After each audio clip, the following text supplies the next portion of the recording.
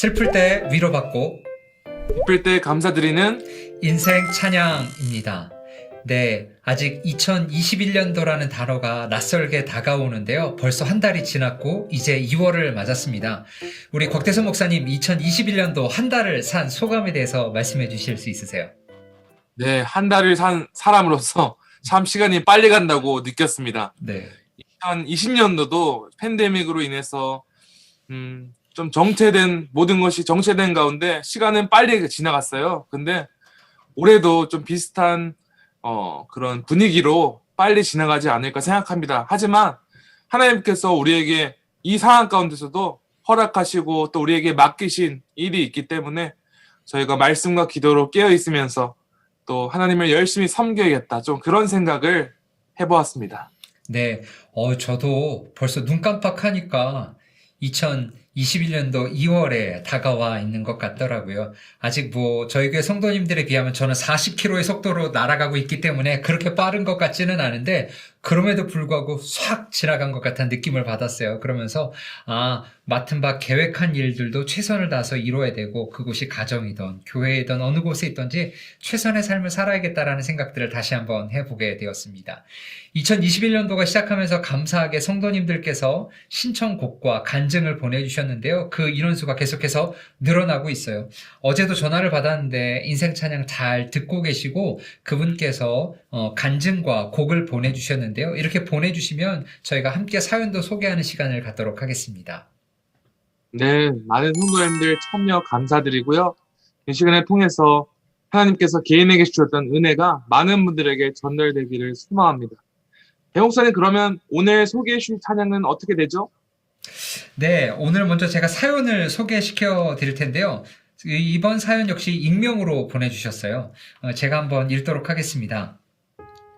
안녕하세요. 사연을 올리는 게 처음이라 떨리기는 하지만 용기 내어서 제 인생 찬양의 간증을 보냅니다. 저에게 있어서 인생 찬양은 선한 능력으로입니다. 이 곡은 몇 년 전 담임 목사님께서 설교 후반부에 인용하셔서 처음 듣게 되었습니다. 그때는 참 좋은 곡이구나 라고 생각하고 그냥 지나갔는데요. 2021년도 새해를 맞아 유튜브에서 찬양을 듣고 있었는데 이 찬양이 흘러나왔습니다. 후렴 가사가 제 마음에 많이 와닿았습니다. 주 언제나 우리와 함께 계셔. 하루 또 하루가 늘 새로워. 감옥에서 언제 죽을지 모르는 상황에서도 하나님이 함께 계시기에 하루하루가 새롭다는 본회퍼 목사님의 고백이 저를 부끄럽게 만들었습니다. 코로나로 인해서 많이 힘들지만 가사의 내용처럼 하나님이 우리와 함께 계시기에 매일매일이 새롭고 은혜가 넘치기를 소망합니다. 네, 귀한 간증 보내주셔서 너무 감사하고요. 저는 이 찬양과 가사를 그리고 보내주신 그 간증을 듣다 보니까 사도 바울의 인생이 생각나더라고요. 사도 바울도 감옥에 갇혀 있으면서도 기쁨의 서신이라고 할 수 있는 빌립보서를 작성해서 성도들에게 위로를 주었던 것을 기억하게 됐어요. 사도 바울도 그렇고 본회포 목사님도 어려움 중에서 소망과 기쁨을 볼 수 있었다면 우리도 이 힘든 기간 중에서도 하나님이 함께 계시기에 기쁨과 소망을 발견해 나가는 은혜가 있으면 참 좋겠다라는 생각을 해보게 되었습니다. 곽 목사님께서 이 찬양의 작사자 그리고 작곡자에 대해서 좀 소개해 주실 수 있으세요? 네, 그래서 이 찬양의 작사가는 디트리트 보네퍼 목사님이십니다. 목사님께서는 1906년 독일 제국 블레슬라우, 현재는 폴란드 지역에서 6번째 아들로 태어나셨어요. 그래서 1923년 튜빙겐 대학교와 베를린 대학교 그리고 유니언 신학교에서 유학을 하셨고요. 이번에 소개하는 선한 능력으로는 제2차 세계대전 당시 디트리 보네퍼 목사님이 1944년도에 약혼자에게 성탄절을 맞이하면서 감옥에서 죽음을 앞두시고 마지막으로 쓴 편지의 내용입니다. 옥중 서신으로서 그의 마지막 편지인 그 시에 독일 교회 음악가 지그프리트 피에츠라는 분이 곡을 붙여서 만든 찬양곡이라고 합니다. 보멘데포 목사님은 반나치 운동으로 대항하다 히틀러 암살을 모의했다는 제목으로 투옥중 제2차 대전 종전을 3주 앞둔 채 4월 9일 39세에 교수형으로 생애를 마쳤습니다. 목숨을 잃을 걸 또 알면서도 하나님의 선한 능력으로 보호받고 있으며 앞으로 일어날 일들을 믿음으로 기대하신다는 그 목사님의 고백, 싸늘한 감옥에서 두려움으로 떨리고 외롭고 슬픈 옥중의 시한부 인생 가운데서도 오히려 그의 신앙은 더욱 견고하였고 선한 능력의 고백이 넘쳤을까 생각해 보면서 참 그 까닭이 궁금하다 이런 생각을 하게 되었습니다. 네, 저도 어렸을 때 본회퍼 목사님 하면 굉장히 어려운 독일 신학자, 뭐 이 정도로만 생각을 했던 것 같아요. 그런데 독일의 목사님뿐만 아니라 유능한 신학자였고요. 워낙 유능한 신학자였기 때문에 미국에서도요, 보장된 삶을 요청을 받았었습니다. 그런데 그 보장된 삶을 버리고 히틀러로 인해서 점점 어두워져가는 고국 독일로 돌아오게 됩니다. 그런데 그 불안한 고국 독일보다 미국에서 후학을 양성해 주기를, 그곳에서 거주해 주기를 원했던 교수님이 계셨어요. 그 교수님의 이름이 라인홀드 니버인데요. 그 교수님이 그 부탁을 했을 때 이 보네포 목사님께서 거절의 편지를 썼던 내용이 있습니다. 근데 제가 그 편지의 내용을 한번 읽어 드리도록 할게요. 따로 시간을 내어 나와 내 나라가 처한 상황을 생각하고 나를 향하신 하나님의 뜻을 밝히 보여달라고 기도했습니다. 미국으로 건너온 것은 실수였습니다. 나는 우리 민족사의 힘든 시기를 독일에 있는 그리스도인들과 함께 겪지 않으면 안 됩니다. 참 석학이었고 공부를 많이 하셨는데 내가 미국에 온 것을 실수라고 할 정도처럼 독일에 대한 뜨거운 마음을 갖고 계셨던 목사님이었던 것 같아요. 보나퍼 목사님은요, 학자로서 냉철한 이성을 가지고 있었을 뿐만 아니라 목사로서 뜨거운 심장을 가지고 계셨던 것 같아요. 그렇기 때문에 미국에서 편안하고 보장된 삶을 버리고 독일로 돌아가서 하나님께서 허락하실 일, 혹 그 일이 자기 목숨을 버리는 일이라 할지라도 그 일을 감당하러 독일로 들어갈 수 있었던 것 같아요. 박 목사님께서 보네포 목사님에 관련된 또 하나의 편지를 가지고 계신데요. 그 편지를 읽어주실 수 있으세요? 네, 이 편지는 목사님께서 죽기 전 모습을 보았던 그 수용소 담당 의사의 편지입니다. 제가 한번 읽어보겠습니다. 막사에 있는 방에 반쯤 열린 문을 통해 나는 보네포 목사가 죄수복을 벗기 전에 바닥에 무릎을 꿇고 자신의 주 하나님께 진심으로 기도하는 모습을 보았다. 나는 이 사랑스러운 사람이 기도하는 방식을 보고 깊은 감명을 받았다. 어찌나 경건한지.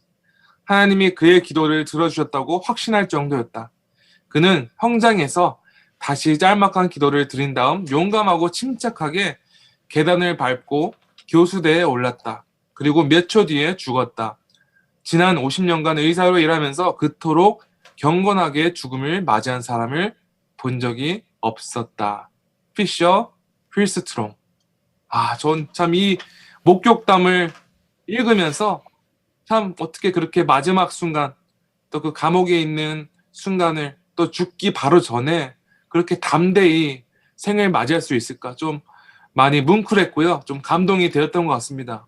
네, 저도 시작은 누구나 아름다울 수 있는데 끝이 아름다운 사람을 찾기가 참 어려운 것 같은데 이 보네포 목사님은 시작도 아름다웠지만 끝까지 참 아름다웠던 목사님이다라고 생각을 하고, 또 여기 나오는 피셔 휠스트롱이라는 분이 예수님을 영접했는지 영접 안 했는지 그래서는 잘 모르지만 아마 그러한 모습을 보면서 하나님에 대해서 진지하게 생각하고 예수님을 따르는 자가 되지 않았을까라고 추측도 한번 해보게 되었어요. 특별히 저는 이렇게 보네포 목사님이 39세에 이렇게 교수형에 처해서 죽임을 당하셨는데 저와 비슷한 연배잖아요. 그러니까 목사로서 참 많은 생각을 하게 되었던 것 같아요. 이처럼 찬양을 그냥 귀로만 듣다가 배경을 알고 나니까 이 찬양이 정말 마음으로 많이 다가왔던 것 같아요. 제가 가사의 내용을 성도님들께 읽어 드릴 텐데요.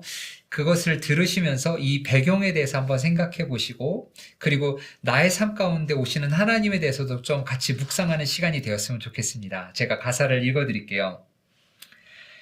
그 선하님의 고요히 감싸여 그 놀라운 평화를 누리며 나 그대들과 함께 걸어가네. 나 그대들과 한 해를 여네. 지나간 허늘 어둠의 날들이 무겁게 내 영혼 짓눌러도 오 주여 우리를 외면치 마시고 약속의 구원을 이루소서. 주께서 밝히신 작은 촛불이 어둠을 헤치고 타오르네. 그 빛에 우리 모두 하나가 되어 온 누리에 비추게 하소서. 이 고요함이 깊이 번져갈 때 저 가슴 벅찬 노래 들리네. 다시 하나가 되게 이끄소서. 당신의 빛이 빛나는 이 밤. 후렴 부분입니다. 그 선한 힘이 우리를 감싸시니 믿음으로 일어난 일 기대하네. 주 언제나 우리와 함께 계셔. 하루 또 하루가 늘 새로워. 강 목사님이 찬양 가사를 읽으시면서 느끼셨던 점에 대해서 좀 말씀해 주실 수 있으세요? 네, 저는 1절과 그리고 후렴에서 선하님이 고요히 감싼다. 선하님이 우리를 감싼다. 이 부분이 굉장히 와닿았는데요. 여기서 말하는 것이 하나님의 임재가 그와 늘 함께 계시며 또 그 마음 가운데서 함께 역사하고 계시다. 이런 뜻이잖아요. 그래서 그 가운데 평화를 누리며 또 맨 마지막에는 하루 또 하루가 늘 새롭다고 했는데 사실 감옥에는 새로울 게 없는 곳인데 그렇죠. 하지만 하나님과 늘 함께 있는 그곳, 하나님과 늘 임재 가운데 교제하고 또 하나님의 말씀과 받고 기도하는 그 순간이 새롭고 정말 기대되고 또 그 마지막 소망을 가지고 나가는 그 목사님의 이 가사가 참 와닿았던 것 같습니다. 네, 저는 특별히 2절하고 3절이 저의 마음에 많이 와닿았던 것 같아요. 여기 보면 무겁게 내 영혼이 짓눌러도 주여 우리를 외면하지 마시고 약속의 구원을 이루소서라고 이야기를 하면서 그 있는 상황 가운데도 희망을 놓지 않고 하나님 우리를 구원해달라고 외치는 그 보네포 목사님의 절규 담긴 심정 때문에 저의 이 가사가 저에게 다가왔던 것 같고요. 그럼에도 불구하고 3절에 보면 주께서 밝히신 작은 촛불이 어둠을 헤치고 타오르네라고 이야기를 하면서 자기의 헌신이 비록 작은 촛불 같고 어둠 가운데 아무것도 없는 것 같지만 자기의 촛불을 통해서 3절 후반부에 보면 그 빛에 모두 하나 되고 온누리에 비추게 하소서라는 것들을 통해서 이 작은 헌신을 통해서 이 어둠의 시간이 끝날 것들을 기도하는 마음으로 이 시를 썼다라고 생각이 들고요. 비록 우리 보네포 목사님은 독일이 멸망하는 것들을 보지 못하고 3주 전에 소천하셨지만 정말 여기 나오는 이 시의 가사처럼 작은 촛불을 통해 온누리가 비추는 그 영광을 경험하는 단초가 되지 않았나라고 생각을 해보게 되었습니다. 네, 한 가지만 더 애다자면 저는 이제 보네포 목사님이 개인적으로 굉장히 존경합니다. 그래서 목사님의 저서전도 읽어보고 했는데 이 마지막 생의 순간 수용소에서 죽기 전까지 그렇게 주변 죄수들을 챙기고 섬기고 교제하고 또 어떻게 말씀을 묵상하고 이렇게 예배할 수 있는지 좀 안내도 하고 양육하고 했다고 좀 그 글을 읽었는데 참으로 어디에 있는 것이 중요한 것이 아니구나. 사도 바울도 바울에서 활발하게 사역했던 것처럼 우리가 보내진 그곳, 하나님이 어디나 우리와 함께 하시기 때문에 그곳에서 우리가 선한 영향력을 발휘할 때 하나님께 진정으로 쓰임받고 하나님의 제자로서 살아갈 수 있구나. 좀 다시 한번 생각해 볼 수 있는 그런 곡이었던 것 같습니다. 네, 저도 죽음을 앞두고 어떻게 이런 편지를 쓰고 옥중에서 어떻게 그런 활동을 했는지, 정말 예수님을 알고 그분과 동행하는 삶이 있었기에 아마 이런 행동을 하지 않았나라고 생각을 해보게 되었고요. 마지막으로 보네포 목사님의 유언과 묘비명을 읽어드리면서 순서를 좀 마치면 좋을 것 같아요. 유언에 이렇게 적혀 있었다 그래요. 죽음은 끝이 아니라 영원한 삶의 시작이다. 그렇기 때문에 죽음을 앞두고 있었음에도 불구하고 이렇게 평안한 시, 아름다운 시를 쓸 수 있었고 죽음을 앞두고 감옥에서도 자기뿐만 아니라 다른 사람을 위해서 섬기며 복음을 전하는 목사님의 사명을 감당할 수 있었다고 생각이 되어져요. 그리고 그 묘비에는 이렇게 써 있었다 그럽니다. 디트리트 보네포, 그의 형제들 가운데 서 있는 예수 그리스도의 증인이라고 이야기를 하면서 본인이 무엇을 위해서 부름받았는지 아주 명확하게 알 수 있었던 것 같습니다. 보네포 목사님의 영혼을 감싸는 하나님의 선하고 강한 힘을 이분은 매일의 삶 가운데 경험했던 것 같아요. 그렇게 그의 육신은 비록 몸은 묶여있고 고통당하고 있을지라도 그의 영혼만큼은 한없이 자유함을 누렸던 것 같습니다. 현재 우리의 모습과 별반 다르지 않는 것 같아요. 코비드-19으로 고난의 터널을 지나가며 사방이 막히고 더 이상 소망이 없는 삶을 살아가는 모습이 꼭 보네포가 옥에 갇혀있는 모습과 별반 차이가 나지 않는 것 같아요. 그런데 보네포는 하나님의 선한 영역을 날마다 간구하고 선한 능력을 계속 경험하며 살았었고요. 그 소망을 가지고 있었다면 우리 역시 보네포가 믿는 그 하나님 때문에 어렵고 힘든 상황 가운데서도 소망과 희망을 가지면서 매일매일 늘 새롭게 주님을 따라가며 그 은혜를 경험할 수 있는 우리 귀한 성도님들 되시기를 간절히 기도합니다. 여기까지 5번째 인생 찬양이었고요. 다음에는 또 다른 찬양을 통해서 우리 성도님들께 또 인사드리도록 하겠습니다. 감사합니다.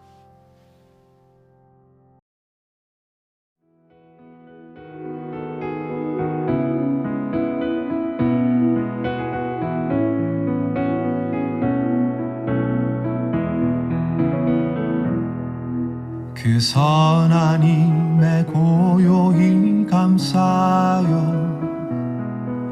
그 놀라운 평화를 누리며 나 그대들과 함께 걸어가네 나 그대들과 아내를 여네 지나가 넘을 어둠의 날들이 무겁게 내 영혼 짓눌러도 오 주여 우릴 외면치 마시고 약속의 구원을 이루소서 그 선한 힘이 우릴 감싸시니 믿음으로 일어날 일 기대하네 주 언제나 우리와 함께 계셔 하루 또 하루가 늘 새로워 주께서 밝히신 작은 촛불이 어둠을 헤치고 타오르네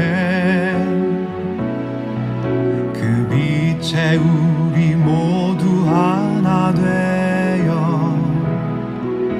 온 누리에 비추게 하소서 그 선한 힘이 우릴 감싸시니 믿음으로 일어날 일 기대하네 주 언제나 우리와 함께 계셔 하루 또 하루가 늘 새로워 이 고요함이 깊이 번져갈 때 저 가슴 벅찬 노래 들리네 다시 하나가 되게 이끄소서 당신의 빛이 빛나는 이 밤 그 선한 힘이 우릴 감싸시니 믿음으로 일어날 일 기대하네 주 언제나 우리와 함께 계셔 하루 또 하루가 늘 새로워